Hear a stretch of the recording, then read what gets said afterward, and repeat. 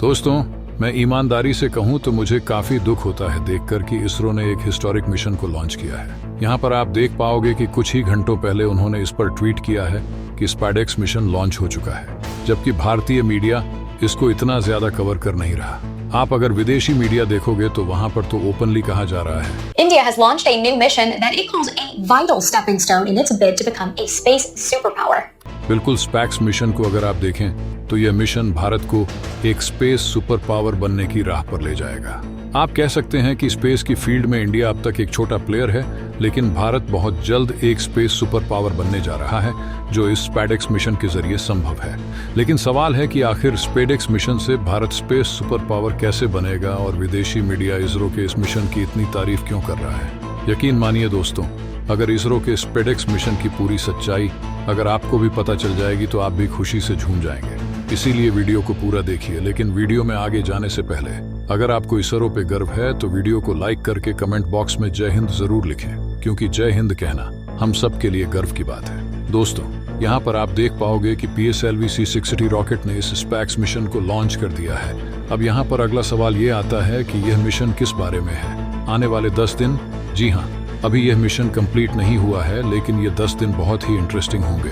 उसके बाद पता लगेगा कि क्या भारत इंटरनेशनल डॉकिंग स्टैंडर्ड्स के हिसाब से अपना खुद का स्पेस स्टेशन बना पाएगा या नहीं। स्पैक्स मिशन अपने आप में इतना खास क्यों है? इसकी कुल लागत 330 करोड़ रुपए के आसपास है। पहले मैंने कहा था कि इसकी लागत 130 करोड़ रुपए होगी, लेकिन उस वक्त मैंने लॉन्च की लागत को शामिल नहीं किया था। अगर हम लॉन्च की लागत को भी शामिल कर दें तो यह आंकड़ा 330 करोड़ रुपए तक पहुंचता है। इसमें हुआ क्या है कि इसरो ने 2 सैटेलाइट्स को अंतरिक्ष में लॉन्च कर दिया है। वैसे कई और भी सैटेलाइट्स लॉन्च की गई हैं, जो विभिन्न वैज्ञानिक उद्देश्यों के लिए हैं। अभी हमारा फोकस रहेगा स्पैक्स मिशन पर। डॉकिंग करना एक बेहद चुनौतीपूर्ण कार्य है। दुनिया में केवल 3 देश, अमेरिका, रूस और चीन, इस तकनीक में महारत रखते हैं। भारत चौथा देश बनने की ओर अग्रसर है। अंतरिक्ष में डॉकिंग करना आसान नहीं है। अगर डॉकिंग करते समय दोनों ऑब्जेक्ट्स तेजी से एक दूसरे की तरफ बढ़ें तो दुर्घटना हो सकती है। इसलिए डॉकिंग की प्रक्रिया बेहद सावधानी से की जाती है। यह मिशन भारत को अंतरिक्ष में आत्मनिर्भर बनाने की दिशा में एक ऐतिहासिक कदम है। इसरो की यह कोशिश है कि स्पैक्स मिशन के जरिए यह साबित किया जाए कि भारत न केवल अंतरिक्ष में अपने मॉड्यूल जोड़ सकता है, बल्कि भविष्य में अपना खुद का स्पेस स्टेशन भी बना सकता है। यह केवल एक तकनीकी प्रदर्शन नहीं है, बल्कि भारत को अंतरिक्ष की दौड़ में अग्रणी बनाने का प्रयास है। स्पैक्स मिशन का महत्व यहीं खत्म नहीं होता। यह मिशन भारत के स्पेस सुपर पावर बनने की दिशा में पहला कदम है। जब यह डॉकिंग प्रक्रिया सफल होगी तो यह साबित करेगा कि भारत अंतर्राष्ट्रीय स्तर पर स्पेस स्टेशनों और मॉड्यूल्स को जोड़ने की क्षमता रखता है।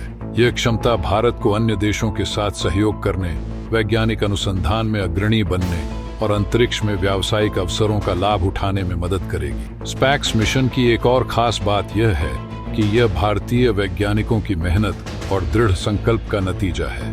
भारतीय वैज्ञानिकों ने इंटरनेशनल डॉकिंग सिस्टम स्टैंडर्ड्स को अपनाते हुए अपनी खुद की तकनीक विकसित की है। अंतरिक्ष में डॉकिंग करना कोई आसान काम नहीं है। 27वीं सदी के दशक से ही कई देश इस तकनीक में असफल रहे हैं। भारत ने न केवल इस चुनौती को स्वीकार किया है, बल्कि इसरो ने अपने दम पर भारतीय डॉकिंग सिस्टम बनाया है। जब भारत इस मिशन को सफलतापूर्वक पूरा करेगा तो यह उसकी वैज्ञानिक और तकनीकी क्षमता का प्रमाण होगा। यह मिशन केवल इसरो का नहीं, बल्कि हर भारतीय का है। यह मिशन यह दिखाएगा कि भारत न केवल आत्मनिर्भर है, बल्कि वह दुनिया को नई दिशा देने की क्षमता भी रखता है। स्पैक्स मिशन के सफल होने से भारत को अंतरिक्ष में नई ऊंचाइयां छूने का अवसर मिलेगा। यह मिशन भारत को स्पेस सुपर पावर बनाने की दिशा में एक बड़ा कदम है। भारत न केवल अंतरिक्ष में अपनी मौजूदगी मजबूत करेगा, बल्कि वह अपने स्पेस स्टेशन के जरिए नए वैज्ञानिक और व्यावसायिक अवसर पैदा करेगा। इसरो की यह उपलब्धि हर भारतीय के लिए गर्व की बात है। यह मिशन भारत के आत्मनिर्भर बनने की दिशा में एक और कदम है। आने वाले 10 दिन भारत के अंतरिक्ष इतिहास में सुनहरे अक्षरों में लिखे जाएंगे। अब सवाल उठता है कि स्पैक्स मिशन भारत को स्पेस सुपर पावर कैसे बनाएगा। इस मिशन के सफल होते ही भारत अंतरिक्ष में अपनी तकनीकी और वैज्ञानिक शक्ति का प्रदर्शन करेगा।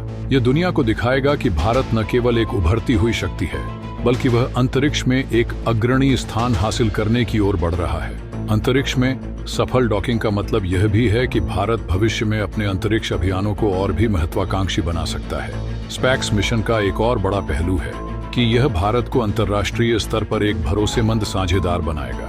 अन्य देश जो अपने अंतरिक्ष अभियानों में सहयोगी की तलाश में हैं, वे भारत की ओर रुख करेंगे। इसरो की विश्वसनीयता और तकनीकी दक्षता के कारण भारत को अधिक अंतर्राष्ट्रीय परियोजनाओं में शामिल होने का मौका मिलेगा। धरती के सरफेस से 470 किलोमीटर ऊपर 2 सैटेलाइट्स को इसरो ने लॉन्च किया है। इन दोनों का संयुक्त वजन लगभग 400 किलोग्राम है।